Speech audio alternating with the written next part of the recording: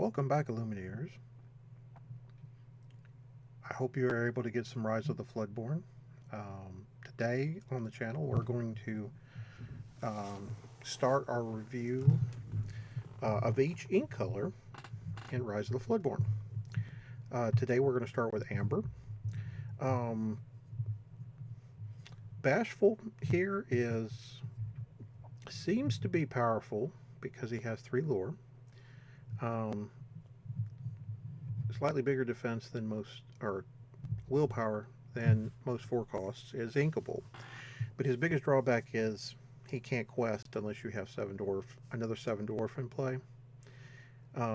This one's unplayable outside of a 7 dwarfs deck, whether you constructed or if you drafted, you know,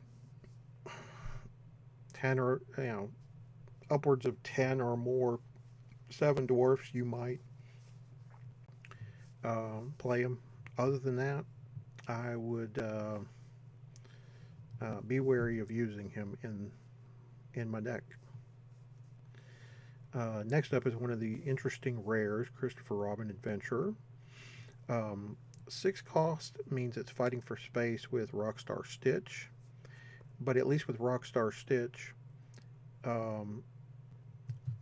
can be shifted into play, and both of these can be put into play cheaper by 0 to hero, which I expect to see play. Um, these both want to be played in decks that go wide because Stitch will draw you cards, and Christopher Robin will net you 2 extra lore every time he readies if you have 2 other characters in play. Expect this to see a lot of play in those go wide Amber decks. I would say this is the best Amber character in the set. The Cinderella Ballroom Sensation is a 1-costed princess. 1/2 is fine. It doesn't get stopped by a lot of the 1/3s.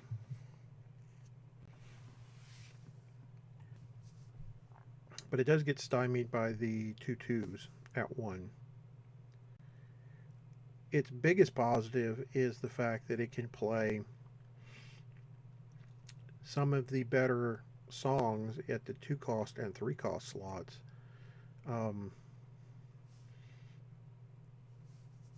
We have a couple of new steel songs that deal damage, that cost 3 that she can sing.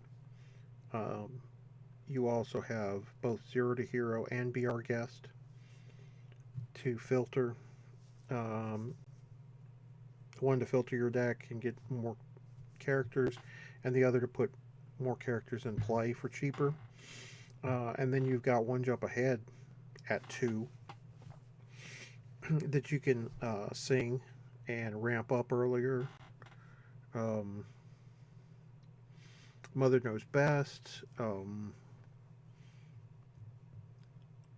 Bounce, Bibbidi Bobbidi Boo, and Friends on the Other Side. This is a fantastic card. I expect 4 of these in decks that are heavy, are more heavy on songs, just because she can cheat them out sooner. Cobra Bubbles is not amused, and neither am I about this card. Alright, Doc from the 7 Dwarfs grouping. This one is actually not bad. The body is a little small for a 3-coster, but the ability to let you pay 1 less for the next character you play this turn and questing for 2 actually make up for it. So he should see play whether you're playing a 7 Dwarfs deck or not.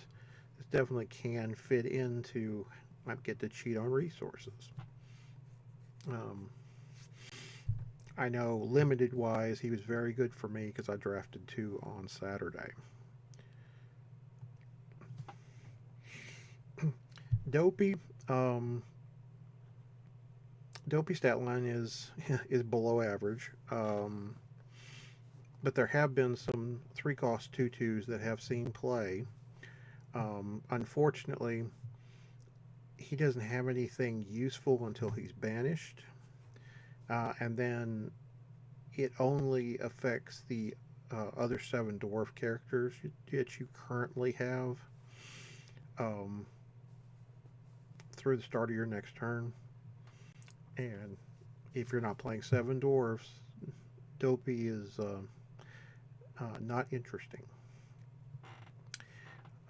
This is another limited card, Eudora. Um, nine nine willpower is pretty strong. So a 5/9 with 2 lore is playable and limited. It's nothing exciting, except for you got to bang into this a few times to get rid of her. So it really makes your opponent hope they have a removal spell. Otherwise, it's just sit there and quest. No one sings like Gaston. Um, Baritone Bully is decently statted at 3/3 for 3. Has 1 lore, which is its worst trait. A villain. Singer 5, however, is a very good number. Singer, so far as I recall, has only appeared in Amber. Um, Being able to play a whole new world, let it go, and grab your sword, which is unironically um, Gaston like, um, means that there is potential for this to see play. I don't know how much limited play it's going to see because I don't know how many 5-cost songs that you want to play in limited. I couldn't find many in Rise of the Floodborn anyway. The Grand Duke. Stat line's okay. 1 lore is not. Um, um, it's fine. It's not what we're looking for. This trait of buffing your prince, princesses, kings, and queens is why you're playing him. Um, I don't know. I don't know how good this will be. I don't know how many copies would get played if you decided to put all those cards in a deck. Uh, However, I do know that usually some of the princesses and some of the queens are a little understated, and sometimes the princes and the kings are, but normally the other two are. And this bonus will at least help you trade your um, characters with your opponent's characters, whether they're challenging in or whether you're the one challenging. So it's definitely worth a look. Grumpy, just he gets your other dwarves mad. Um, the 4/3/4 stat line is pretty standard.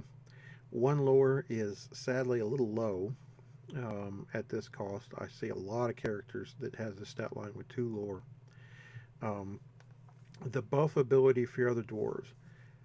Again, this is fine for what it does.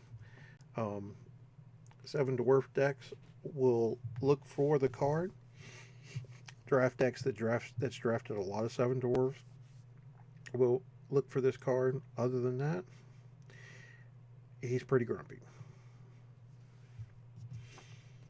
All right, Happy. So Happy stat line is also not great. 5/3/5 is not typically been good. He's at least inkable and does have 2 lore, which makes it positive. And then having support lets you pass that strength over to somebody else if you've quested, which is the whole point. So at least he has a couple of things going for him. Limited, he's much more playable than some of the other dwarves. So this is a very good positive here. Um, and other than a Seven Dwarfs theme constructed deck, I would probably pass on him. King Louis is kind of hard to get off the table. 8 willpower, 2 lore, and if another character is banished, you get to remove 2 damage from King Louis. Could be a long game.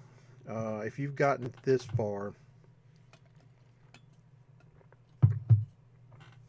and they try to take out King Louis, eventually there's going to be other characters leaving the board, whether you're challenging in or they're challenging another character. And so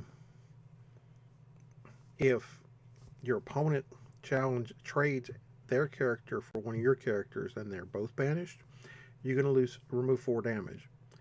And 8 is a pain to get with one challenge. So he's fantastic for what he does. The question is, where does he fit? What deck wants this card? I have yet to figure that one out. All right, Mickey Mouse friendly face. So the stat line is fine. It's not going to have a lot of strength. 6 cost, inkable, 6 willpower, 3 lore. You want to quest with him anyway, so this is just a bonus. So being able to pay 3 less for your next character this turn. So I guess in an aggro deck where you want to rush all that out and drop it on the in play as fast as possible. This would quest for 3 and then play a 3 cost or less character for free. Preferably something like Aerial Spectacular Singer, where it's going to be where it's going to dig for another song to replenish your hand for, or Maleficent Sorcerer, or a character like that. I don't think you're going to be using it to go from 6 to 9. That being said, there's a lot of things that's already fighting for space at 6, so I don't know exactly where this card fits. All right, Mufasa. So thematically, this card is wonderfully done. Its stats are lower for a 5 cost because he's just supposed to be banished at some point. 2 lore is fine. The potential bonus of if I flip a character card, if it's the top card of my deck, I can play it exerted and for free. But how many times reliably are you going to be able to activate that and get something that costs at 5 or more?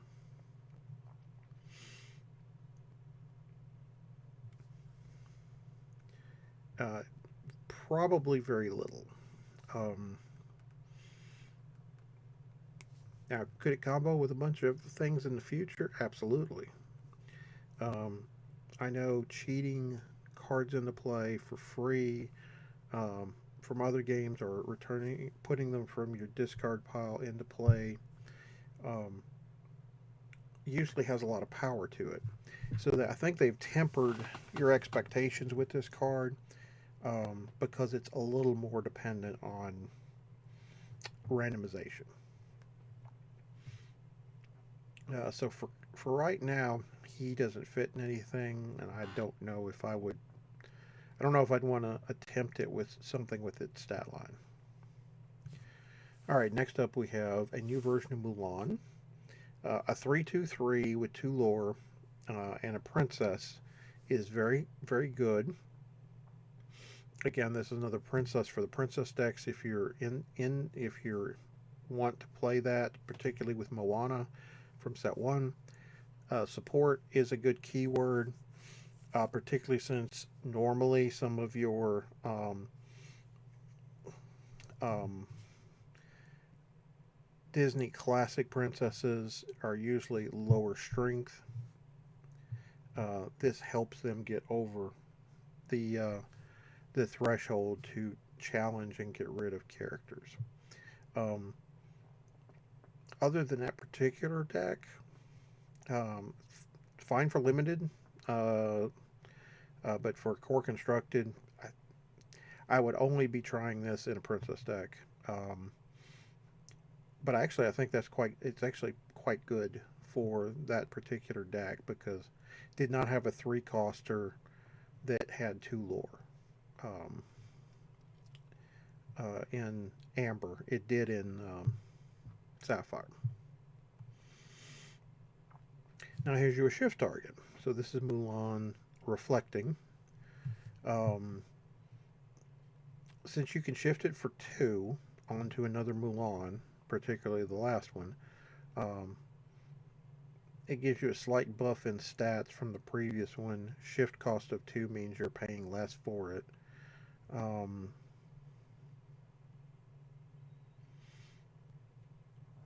Two lore, it still fits in that. And if you're playing a deck that also is a high count of songs, um, this actually lets you sing a song without exerting or paying paying ink. So that's fantastic. Now, realistically, how many times is this going to hit? Well, I know the Steel Song deck is going to be playing more songs, so it's going to get more hits from Ariel. So there's some potential synergies here. Again, because they happen to fit the colors, the ink colors. Um, Definitely worth trying. Not sure how many you're going to hit in a typical game, a three-set match or a tournament. Next up is Nana. Um,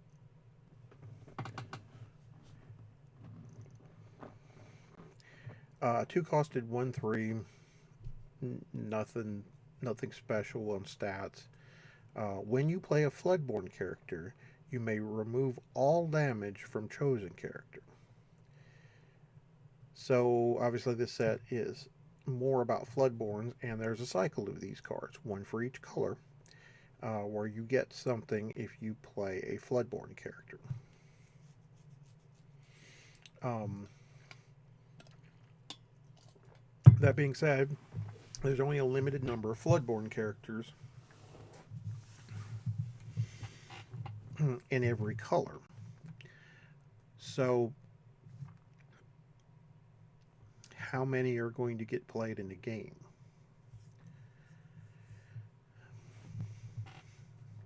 That's where things get tricky. Um,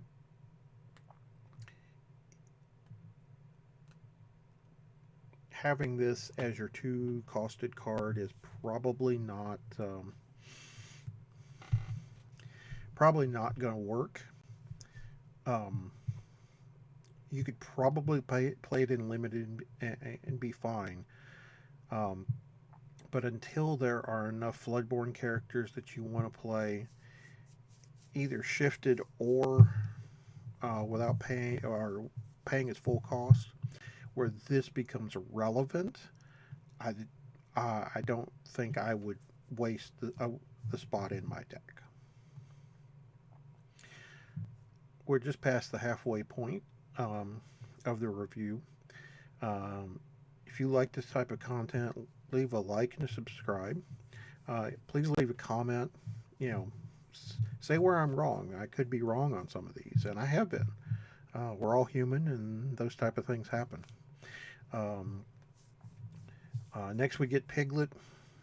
Strictly a limited character, in my opinion. Um, the stat line is fine. There are some four strength attackers that can take out Piglet, but majority of the ones at 3 are either a 2/3 or a 2/4. 2 lore's fine. This is a fine call if you're playing limited, because it's cheap enough and has an odd stat line that messes with your opponent, taking it out with one challenge, and having 2 lures pretty good for that. All right, Rapunzel, Gifted Artist. So another very odd stat line: 5 cost inkable 0/6, 2 lore, Floodborn Princess, Shift 3, and whenever you remove 1 or more damage from one of your characters, you may draw a card. So it's an effect that will trigger when you remove 1 or more damage from one of your characters. If you trigger it on multiple characters at once, you'll draw a card for each character that got healed 1 or more times.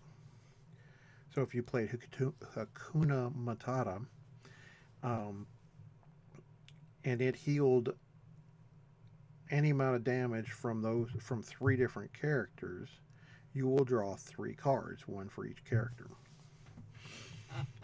So this is another very powerful Rapunzel. Obviously, we have the legendary from set 1. They can heal up to 3 damage and draw you up to 3 cards based on that amount. Shifting it onto another Rapunzel for 3 is a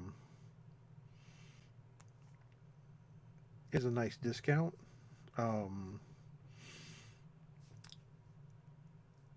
This, I don't know how much these cards will fit in certain spaces. I think the Rapunzel that draws cards for healing immediately already has a spot. This one is going to require you to run other healing cards to get the best effect from it. Now,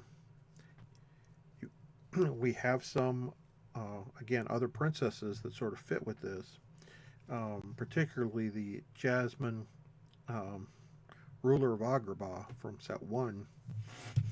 They can heal up to 2 damage from each of your characters when she quests,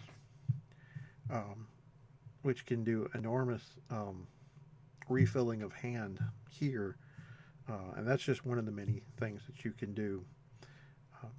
Definitely be on the lookout for this Rapunzel as we're brainstorming and beginning to build and form the metagame. So this is the other Rapunzel common in the set. Lower stat line at a 2/1/4 and 1 lore. Exerts to remove damage from a character.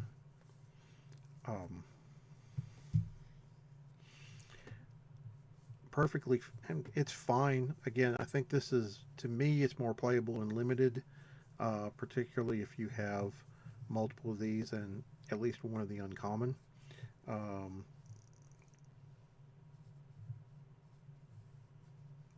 If I were picking Rapunzels, I would either pick the legendary Amber one from set 1, the uncommon we just saw, over this one. Alright, Sleepy is one of the slightly better statted 2-costers, 2/2/3/2. 2 lore is very good, but his major drawback is he enters play exerted, meaning he's in harm's way early. Now,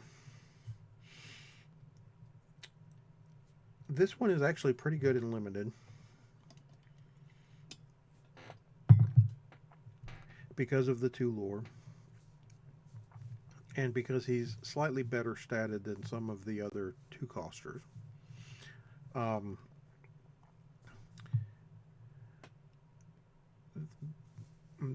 in Rise of the Floodborn, there's only one bodyguard at a lower rarity. All the other ones are at super rare or legendary status.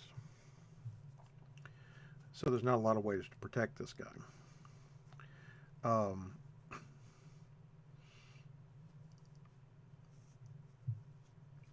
he's fine in limited. He's fine in the Seven Dwarfs deck, mostly for consistency purposes.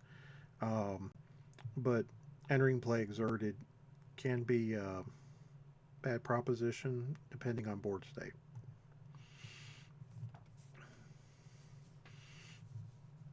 All right, next up is Sneezy, another common 7 dwarf, 2141. Um, when you play this character or another 7 dwarfs character, you may give chosen character -1 strength this turn.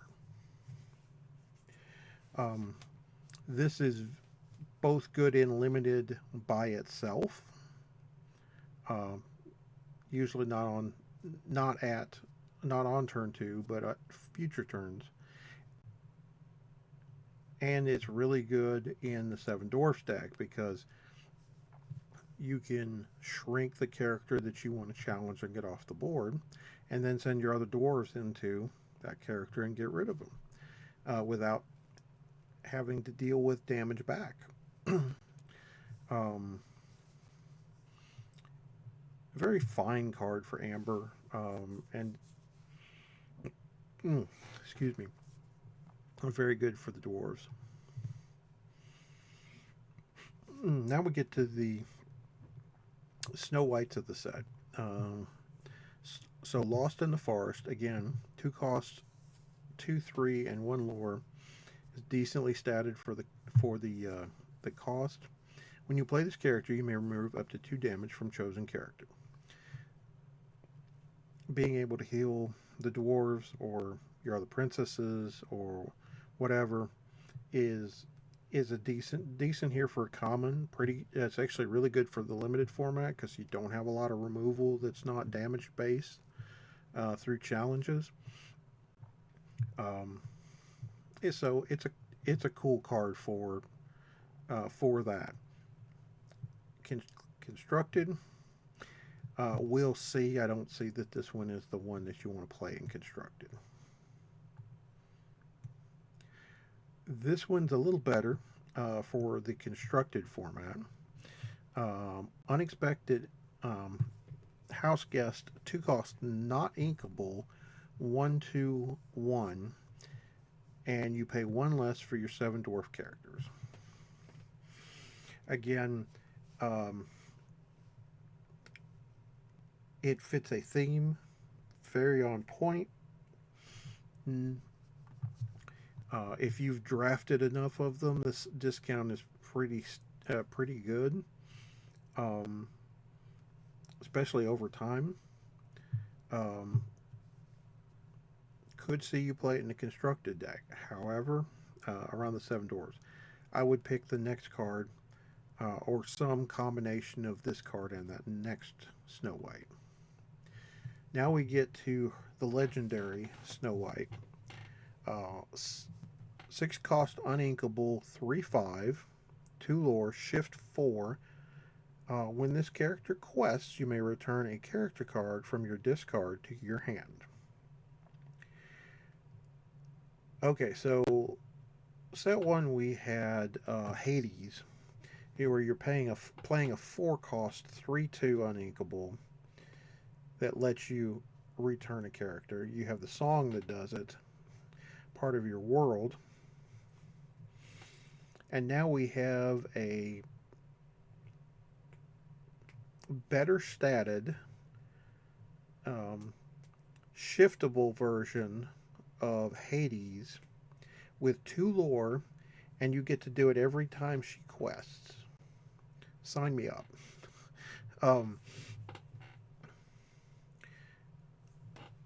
Any deck that wants to constantly return their characters from their discard to their hand is going to want to play this in Amber.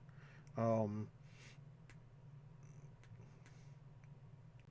even if you can't shift it, a 6 coster at this point is fine because you've already accrued a lot of value if you're at that point, and it really makes your opponent go, "I've got to get that off the table, or they're just going to pull themselves back into this game." I do expect to see quite a bit of her. Ah, yes, the Queen, commanding presence. So this was in the starter deck. An inkable 5 cost 4/3 2 lore, villain queen, shift 2, and whenever this character quests, chosen opposing character gets -4 strength this turn, and chosen character gets +4 strength this turn. This card turns challenging on its head.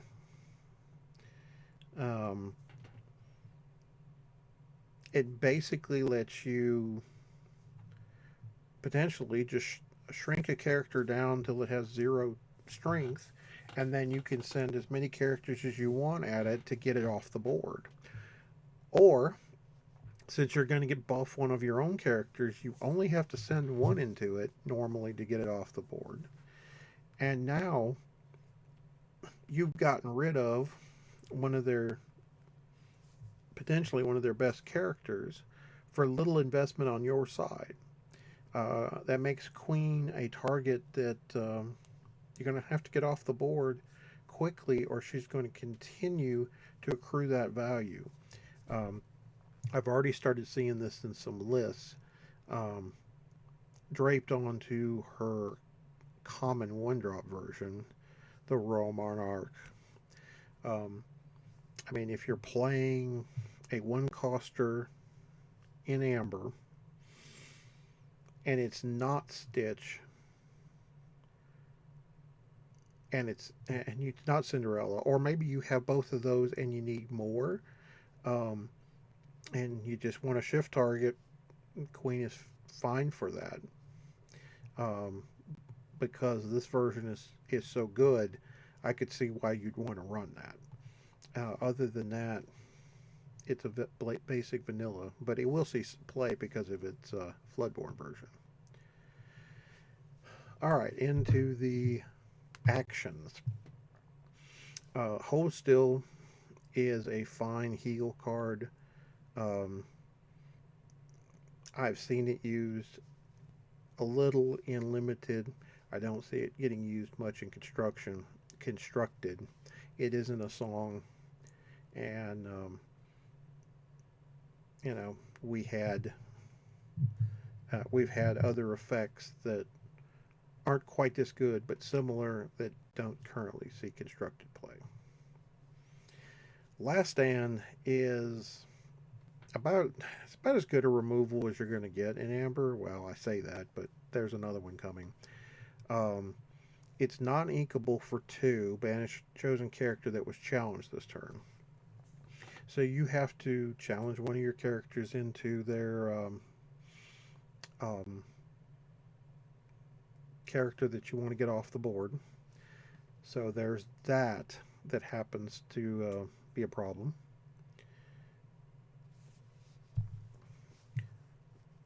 You may or may not lose your character in the challenge, and then you have to pay another card. Now I will say in limited, this was a lot better because I could just go, oh, okay, I've got a 1/4 into your 3/5. Okay, fine. You're dealt 3 to me. I live. I deal 1 to you. I live. Now I play this. I did run into a problem against evasives because I didn't have a evasive character to challenge into. Whoopsie. Otherwise, for this is decent. Could see constructed play. It's possible if you're not in a color that has good removal, but I don't know where this fits currently. Painting the Roses Red, 2-cost inkable action song. Up to 2 chosen characters get -1 strength this turn. Draw a card. it's fine. It's not very impactful. The card draw is lets you replace it. Um, but even I had one of these in my limited deck. I ended up rarely, if anything, if at all, playing it. Um, so um, this is one of the songs that I don't that I'm not real happy about. Probably not worth it in either format.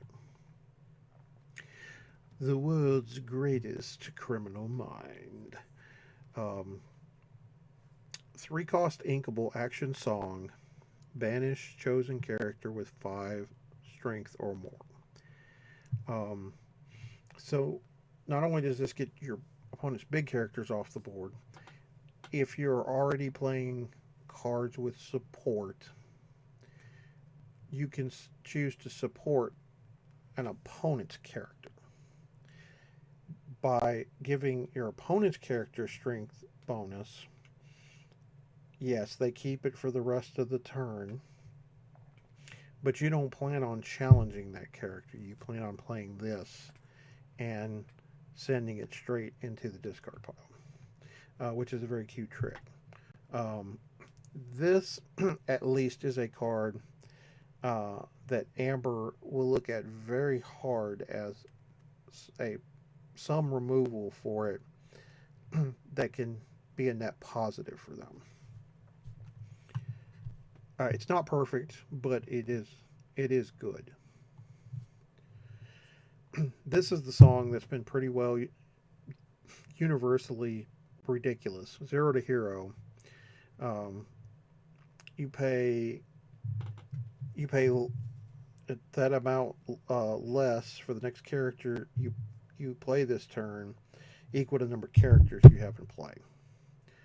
So if you do a 1 cost into a 2 coster into a 3 coster, then you can exert one of your characters, one of your new Cinderella or your 2 coster, to play this to play another 3 coster on turn 3, or you could wait on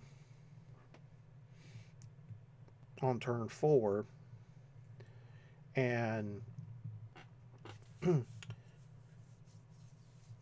do the same thing with and use your this plus your 3 untapped ready ink and play a Rockstar Stitch on 4 without shifting it. Now, there's just so much that this card can do. Now, yes, are there board states where this card is blah? Yes. And it's not inkable. But I think the effect is powerful, and it's probably going to replace just in time in the decks that are doing this. All right, we're down to the items. These are the last 2 cards. Dragon Gem, 3 cost not inkable item, 3 resources, and exert. Return a character with support from your discard pile to your hand. There are a decent number of cards with support. I misread this the first time. I thought it was basically Hades on a recurable action, or a reusable action. It wasn't.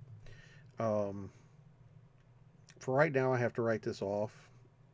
Not being inkable and only targets characters with support pretty well wipes it off the board. I wouldn't. I don't even know if I'd draft this card because it just does not fit.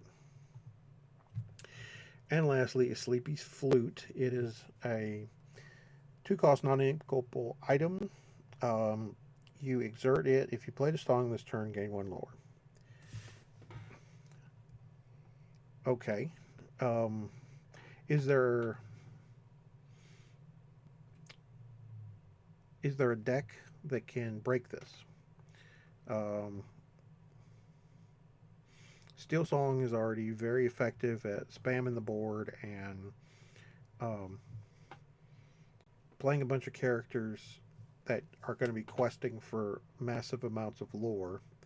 So that deck definitely doesn't want this. Um,